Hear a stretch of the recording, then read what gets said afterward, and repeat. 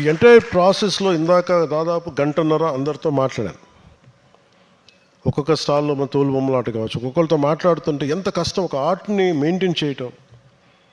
ఎంత డబ్బులు వస్తాయో తెలియదు, కానీ ఎంత ప్రేమ ఉండాలో ఒక ఆర్ట్ని మెయింటైన్ చేయాలి, అది నేర్చుకోవాలి, అది వదలకూడదు. అది డిఎన్ఏలోకి వెళ్ళిపోయిన ఆర్ట్, వంశపారంపర్యంగా వచ్చిన దాన్ని వన్స్ అది డిఎన్ఏలోకి వెళ్ళిపోతే దాన్ని వదులుకోలేము. సో అలాంటి వాటికి ఏం చేయాలి అని మాట్లాడుతూ ఉంటే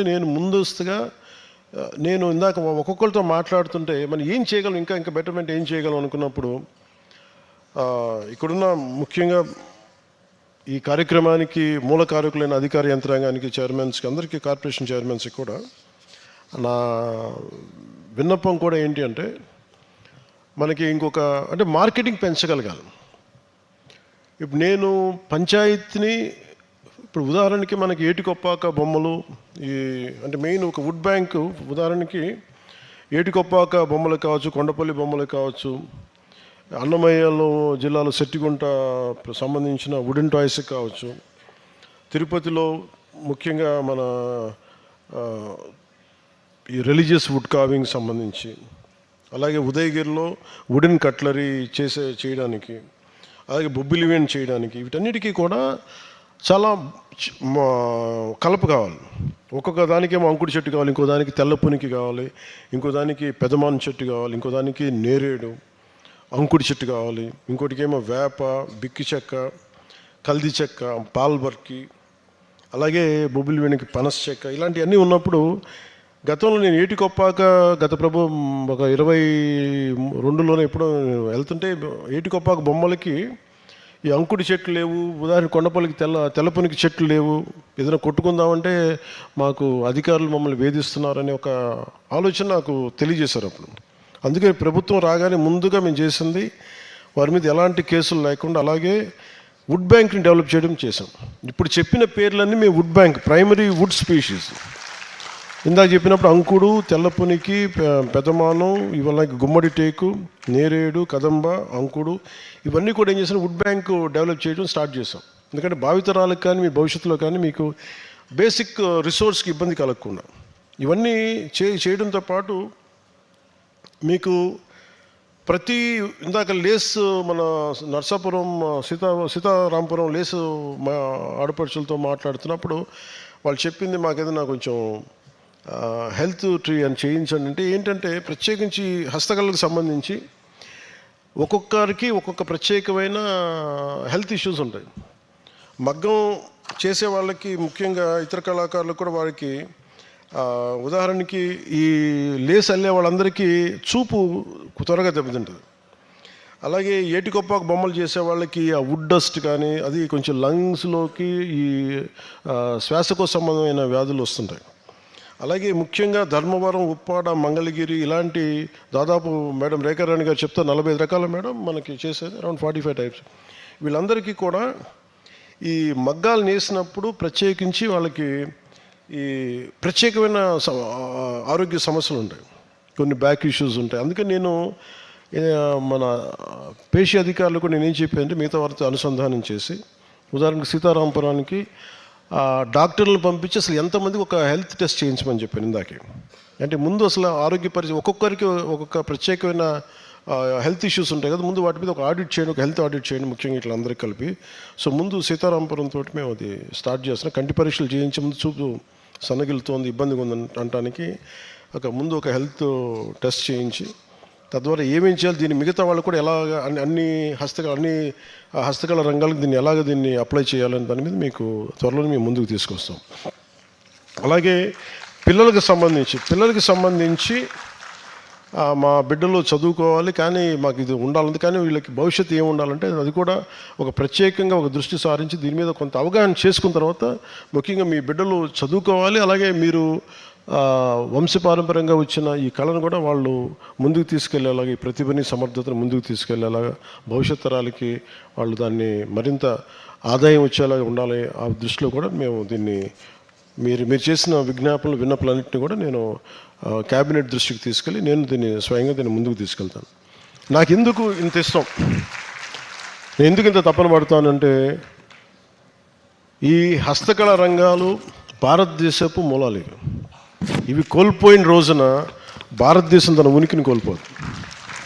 అందుకని భారతదేశపు ఉనికి ఉండాలి, భారతదేశపు సంస్కృతి సాంప్రదాయాలు ఉండాలి అంటే మన హస్తకళని, మన చేనేతని కాపాడుకోవాలి.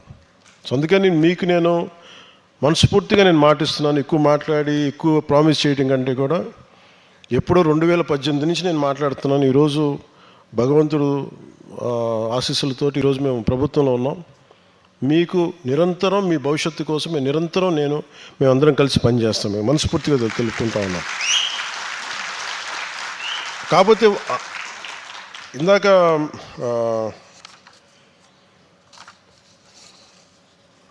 మేడం సుచిత్ర ఎల్ల గారు మాట్లాడుతూ ఇందాక మేమిద్దరం వారు అదే చెప్తా ఉన్నారు.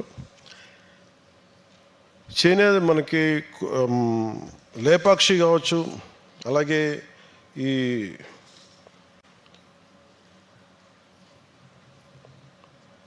మన హ్యాండ్లూమ్స్, ఇవన్నీ విభిన్నంగా ఉన్నాయి.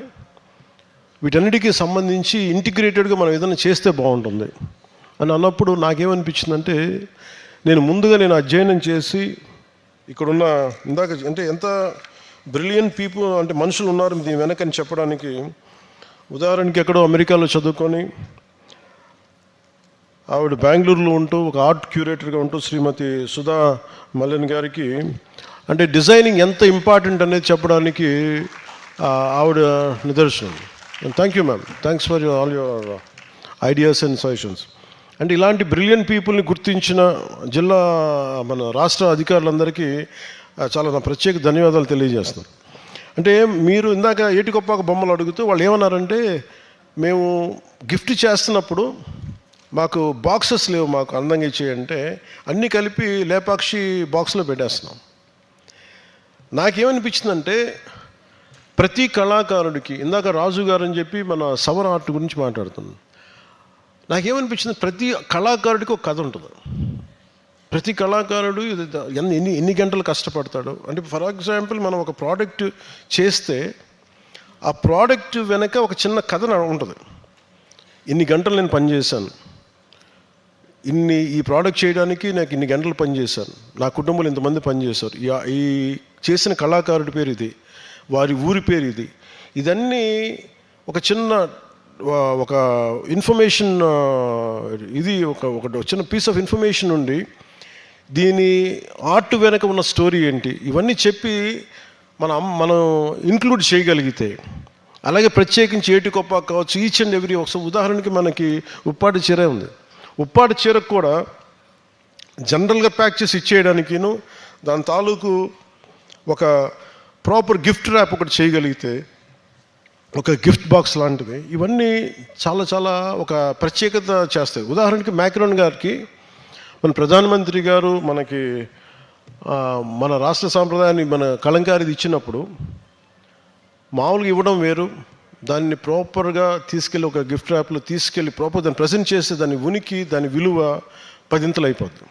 And there is a story behind, ఒక కథ ఉంటుంది దాని వెనక, ఆ కథను తెలియజేయడం. అలాగే కొత్త ఇన్నోవేటివ్ కాన్సెప్ట్స్, చేసిన బొమ్మలే చేస్తే కొన్ని రోజుల తర్వాత మనిషికి సహజమైన గుణం మార్పు, కొత్తవి కోరుకుంటూ ఉంటాడు, చూసిందే కదా. అలా అందుకని ఎప్పటికప్పుడు కూడా ఇన్నోవేషన్ ఒకటి జరుగుతూ ఉండాలి, కొత్త ఐడియాస్ తోటి కొత్త బ్లెండ్ చేయటం కానీ ఇవన్నీ ఉండాలి. అంటే మనకి సుచిత్ర ఎల్ల గారు లాంటి వాళ్ళు, సుధా మల్లెన్ గారు, లేదంటే రేఖారాణి గారు, ఇక్కడున్న మన విశ్వ గారు, ఇలాంటి మన హరిప్రసాద్ గారు, మీరు మరింతగా ఎక్కువ మందిని అర్థం చేసుకోగలిగే దీనిని ఇంకెంత ఇప్పుడు మీరందరూ ఇంత కష్టపడుతూ ఉన్నారు, కార్పెట్లు మీరు నేస్తారు, ఆ కార్పెట్ వెనక మీకు ఒక ఏలూరులో మీరు కార్పెట్స్ చేస్తున్నప్పుడు ఒక స్టోరీ ఉంటుంది, ఇంతమంది పనిచేశారు దీని వెనక, ఇంత కష్టం ఉంది. అదే ఈ ఇరాన్లో కానీ యూరోప్లో కానీ ఎనీ ఫారిన్ కంట్రీలో దానికి ఒక చాలా అందంగా కథ చెప్తారు, ఇంత కష్టం ఉంది దీని వెనకలో. అప్పుడు మనం అది వస్తువు పట్టుకున్నప్పుడు దాని తాలూకు విలువ తెలుస్తుంది మనకి, ఇంత దీని వెనక ఇంత కథ ఉందనేది.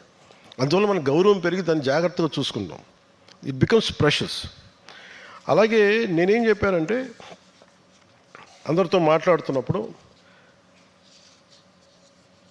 మనకి ఉదాహరణకి దాదాపు నా ఉప్పాడ దగ్గర నుంచి, చేనేతల దగ్గర నుంచి, మనకున్న హస్తకళల దగ్గర నుంచి ఒక్కొక్కటి ప్రత్యేకమైన గ్రామాలు, ఊర్లు ఉన్నాయి. ఈ ఊర్లని మనం వదిలేస్తున్నాం. కానీ నేనేమన్నానంటే, టూరిజం తోటి మీరు ఎందుకు అనుసంధానం చేయకూడదు? టూరిజంతో కానీ అనుసంధానం చేయగలిగి ఎవరైనా సరే ఫారినర్స్ ఎవరైనా వచ్చి లేదంటే విజిటర్స్ ఎవరైనా వచ్చి మీ షాప్స్కి వచ్చి, ఉదాహరణకి ఎక్కడో అరకులో ఉండే ఒక గ్రామాన్ని సౌరాష్ట్రకి సెంటర్గా చేయగలిగితే ఎవరో ఇక్కడికి వెళ్ళి విదేశాలు ఉన్నవాళ్ళు కానీ భారతదేశంలో ఉన్నవాళ్ళు కానీ వెతుక్కుంటూ వచ్చి ఆ పార్ట్ ఆఫ్ అరకు విజిటర్స్ ఎవరైనా వస్తే వాళ్ళు వెళ్ళి చూడగలరు. చూసి వాళ్ళ కష్టాన్ని చూసి అది కొనుక్కోవడం, సావినీర్స్గా తీసుకెళ్ళడం జరుగుతుంది. సో ఇలాంటి అన్నీ డిస్జాయింటెడ్గా ఉన్నాయి. నేను ఏం కోరుకుంటున్నానంటే టూరిజం శాఖ, ఇవన్నీ కొన్ని పంచాయతీ పరిధిలో ఉన్నాయి కాబట్టి పంచాయతీ శాఖ, కొన్నేమో అర్బన్ శాఖలు ఉంటే, మున్సిపాలిటీ శాఖలు ఉంటాయి. ఇవి tourism, Panchayat Raj and forest department should come together and integrate to make sure that sufficient recognition will be there, right recognition will be there for each and every artisan. ప్రతి ఒక్క కళాకారుడికి గుర్తింపు ఉండాలి. ఈ 3 డిపార్ట్మెంట్స్ కలవాలి. అందుకని దీని మీద ఒక పేషీ అధికారులు కూడా చెప్పిన ఒకసారి నేను ఒక మీటింగ్ పెడతాను, అందరినీ సంబంధిత అధికారులందరినీ ఒకసారి కూర్చోబెట్టి నేను దీని మీద ఒక ఇంటిగ్రేటెడ్గా కలిసి ఎందుకు అప్రోచ్ చేసే విధానంగా ఒకసారి మాట్లాడదామని ఈ సందర్భంగా మీకు కమిట్మెంట్ ఇస్తూ, అలాగే మన శ్రీమతి మన సుచిత్ర ఎల్ల గారికి ఇలాంటి నిజంగా వాళ్ళకి అవసరాలు లేవు, దే హ్యావ్ దేర్ ఓన్, వాళ్ళందరికీ వాళ్ళ వ్యాపారాలు ఉన్నాయి, అన్నీ ఉన్నా కానీ ఏదో మన సంస్కృతి కోసం మనం చేయాలి, మన కళాకారుల కోసం మనం చేయాలి, మీ జీవితాలు బాగుండాలని చెప్పి అందరూ స్వచ్ఛందంగా వచ్చారు. వాళ్ళకి ఏం డబ్బులు ఇచ్చేది ఏముండదు కానీ కేవలం మన కోసం తపన పడి వస్తారు. మనకి ఇక్కడ ఒక్కొక్కరు ప్రతి ఒక్కరు కూడా మీ జీవితాలు బాగుండాలని తపన తప్ప ఇందులో ఏది అదనంగా బాగుకునేది ఏమీ లేదు ఇక్కడ. సో వాళ్ళందరి సహచర్యంలో, వాళ్ళందరి ఆధ్వర్యంలో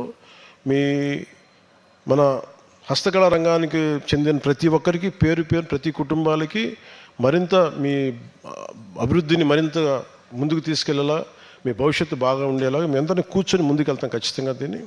నేను ప్రత్యేకించి మీ అందరినీ సంబంధిత నా పేషీ అధికారులు కూడా చెప్తా ఉన్నాను, ఇలాంటిది మీరు ఎవరు వచ్చినా సరే మీరందరూ కూడా డిప్యూటీ సీఎం ఆఫీస్కి మీరు రీచ్ అవ్వచ్చు.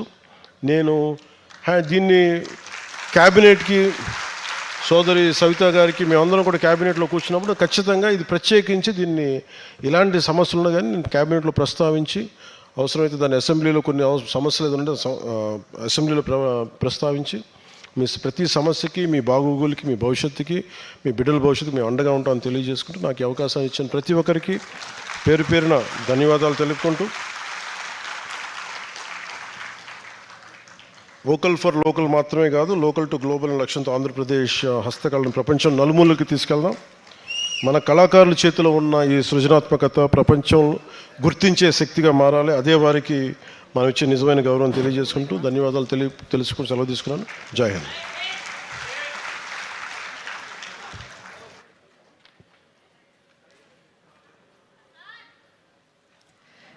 మరొక్కసారి ప్రత్యేకమైన ధన్యవాదాలు. మరి ప్రజలతోనే నిత్యం మమైకమై ఉంటూ ఒక్కసారి గట్టిగా చప్పట్లు మన గౌరవ ఉప ముఖ్యమంత్రి వర్యులు శ్రీ కొణిదెల పవన్ కళ్యాణ్ గారికి ప్రత్యేకమైన ధన్యవాదాలు అందిస్తూ ఉన్నాము. ఒక్కసారి అందరూ కూర్చోవాలి. ఒక 2 నిమిషాలు అందరూ కూర్చోవాలి.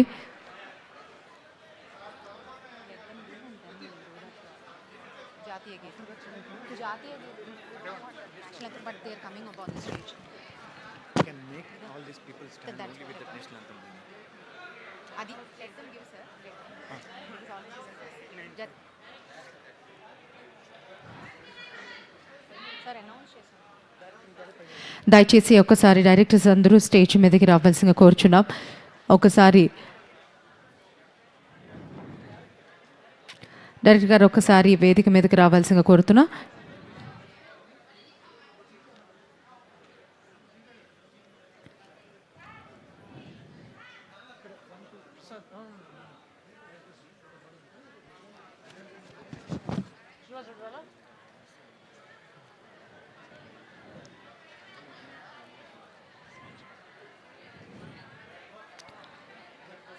మరొకసారి ప్రత్యేకమైన ధన్యవాదాలు తెలియజేస్తూ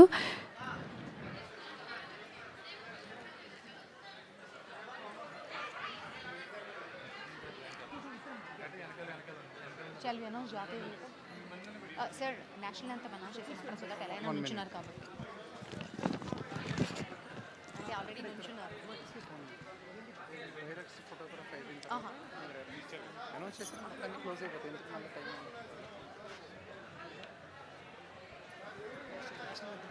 నేషనల్ anthem, no?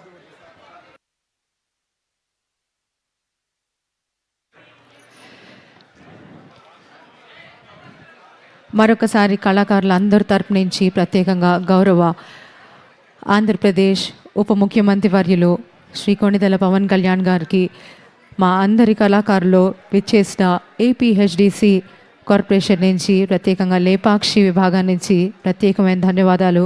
టైం తీసుకుని మరి అమూల్యమైన సమయాన్ని మా కోసం కేటాయించినందుకు ప్రత్యేకమైన ధన్యవాదాలు తెలియజేస్తూ